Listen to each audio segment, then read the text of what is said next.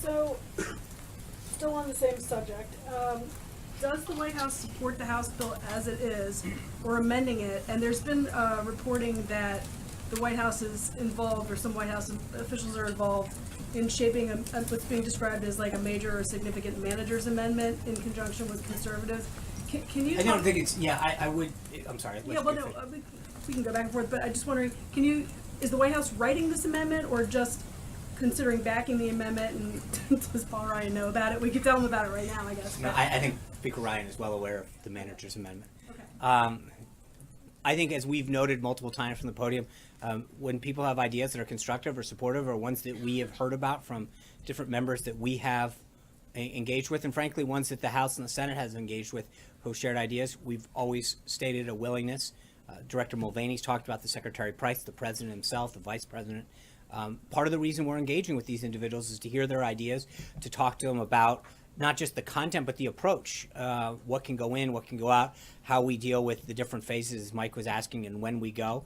But all of that is part of a comprehensive strategy to engage with members who support us, who have ideas and want to be on board, who want to be constructive in the process and achieve the President's goal of having a patient-centric healthcare system. So we are obviously in talks with House leadership about the contents of that. As I mentioned, the President will be on the phone with Speaker Ryan and Leader McCarthy later this afternoon to talk to them about some of these ideas and some of the path forward. But that's part of the legislative process. So all this, I actually have a second question, but just to clarify this, so this involves, the White House is working to help shape that manager's amendment? Yes. Okay.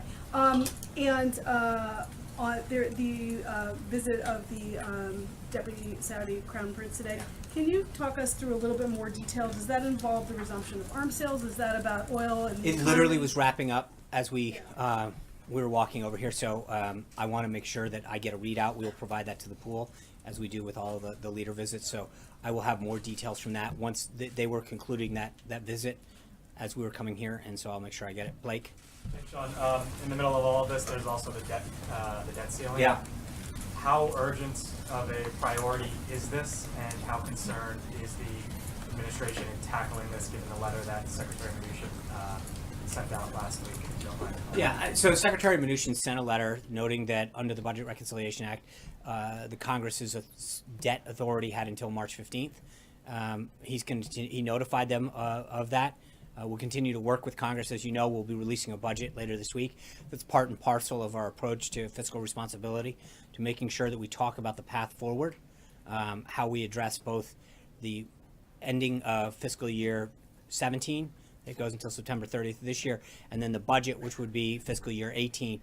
But how we address our budget deficits, our debt, and our spending going forward is something that is a holistic conversation that the Secretary and Dr. Mulvaney and others, and the President, the Vice President, are engaging with Congress on. But so this isn't our job under the law was to notify them of the authority that they passed and when it expired, and I think the Secretary will work with Congress on a path forward as far as our debt situation. Secondly, let me get your reaction to Jonathan Gruber, one of the architects of Obamacare. He called essentially the plan that you put forward, if it's implemented, a quote scam.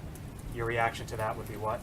I think, I think that the plan that he helped create hasn't done so well for Americans seeking health insurance. Again, I don't have to go over the numbers, but just think about what he sought out to do. I mean, there was a pool of people that needed health care.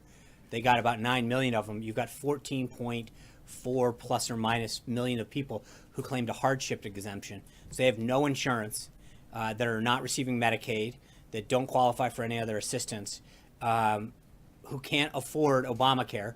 And then you've got another 6 million plus that have chosen to pay the penalty.